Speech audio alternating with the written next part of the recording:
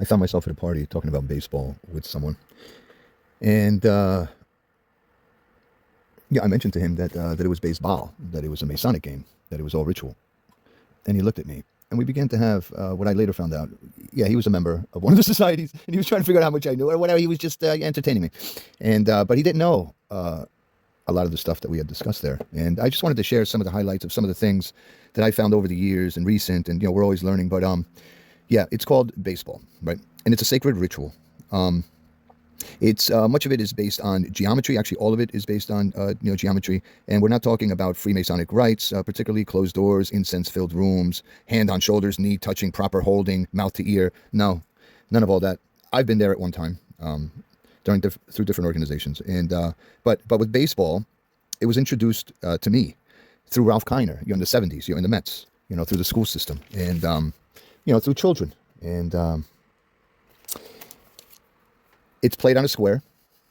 Each of the bases would be like the four corners. Yeah, it's called the Western Esoteric Ritual Square. It's they have there's different attributes that are variable based on the four corners, but the whole four corners, you have north, south, east, and west. You have the four seasons. Then you take a look at home plate.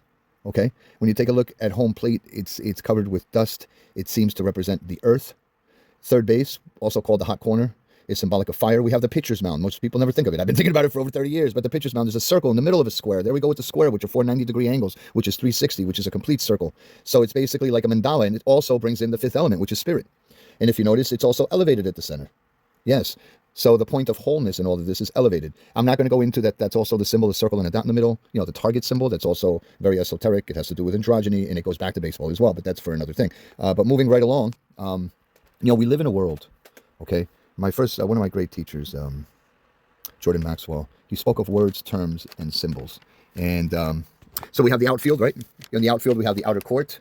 We have each of the bases, right? We have the shortstop. Yeah, he can never be a shortstop. I never like flying. Yeah, I never. But the shortstop can go from the infield to the outfield, right? Yeah, so the shortstop is basically like Hermes. Yeah, Hermes Trismegistus. Yeah, the Emerald Tablets. Yeah, the great Hermes. And he was able to move between worlds, And, we have the catcher, who's the guardian of the threshold, challenges runners that enter his quadrant, right? The pitcher, which is like Hierophant, upon whose offering the course of all this ritual depends. Yeah. Yeah, then you complete the scene, right? You have the priests in blue, you have the umpires, those who know the law and keep the ritual correct. Yeah, just like a secret society. It's all the same. The structure is the same. For rookies, the initiate, the initiation.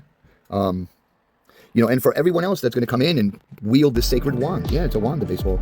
So it could either be an ordeal, right? When you go to base, when you go to bat, it could be an ordeal. It could be a glorious triumph, or it could be horrible, right? So, and I'm not going to, for the sake of brevity, I'm not going to elaborate on the phallic aspects of the bat. Yeah, the Kabbalah, the root chakra, the Tipoteth, when they say, I just want to put in the tip. Yeah, it comes from Tipoteth. It's Saturn worship. It goes back to the Kabbalah. It all has meaning, man. And I'm just looking here through my notes. Oh, we got numerology. We have the Trinity. We have the three strikes. We have the four balls within the construct of this squared ritual plane. We have all these rules, right? We have 9 innings, which is 3 times 3 again. We have 9 men that play, right? Except for the incorrect ritual of the designated hitter. It's really 9. So, I mean, these numbers and symbols, they're fraught with religious and occult significance.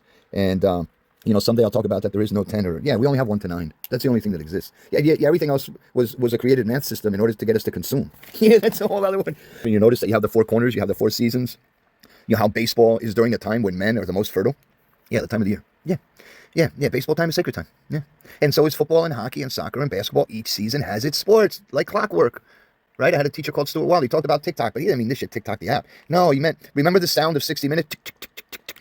Yeah, because that's how we're meant to live, ticking along to a clock, right? 10:15, break. 9 o'clock, got to be at job. Noon, I got to be here. Then at 6, I'll be at the gym. Then I'm leaving at the gym. Yeah, we call it organized. I get it, but we're living by a clock. We're living in TikTok. And and by the way, we're considered the profane. And that's what I like about baseball. I'm going to get to that. Because we have the inner ritual, the enlightened ones that are out there. And then we have the outer court, right? The people in the stands. So here, even though it's a ritual, it's democratic. Yeah, anybody can participate. Yeah, nobody's kept out of the law. If you can't pay, you can't go in. Of course, we still got that. Think about the home run. When the home run, flies out of the ritual space into the outer depths. The joyous ritualists, we call them the fans. Yeah, the ones that aren't initiated, they get to go crazy. They're allowed to yell and scream and sort of participate as they're watching the real ritual go on. And, then we have the personal rituals, right? Before they go to bat, they cross themselves, they touch body parts, they're spitting, they're gesturing.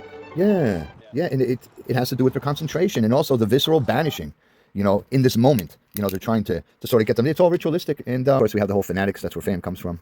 the fanatics. Oh, and let's not forget, it's very rich because then you also have to wear a certain tribal color, right? So you can designate who's a friend or who's a foe. Yeah, I did a thing. I went to Yankee Stadium with a Red Sox cap. And people were throwing popcorn at me. It was fucking hilarious. But it was all because I knew their belief system. I knew what would trigger them, and I wore it. But these are the seeds of division. Yeah, that were given us as children. They were handed to us like sports. But it was getting us ready to become political parties. Yeah, man, and create the division. Absolutely.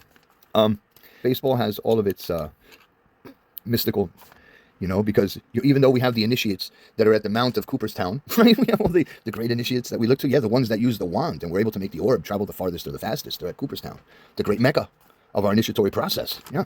And, but anyone can come and participate. I mean, think about it. Anyone can go buy the sacred instruments, the wand, the orb, or the glove.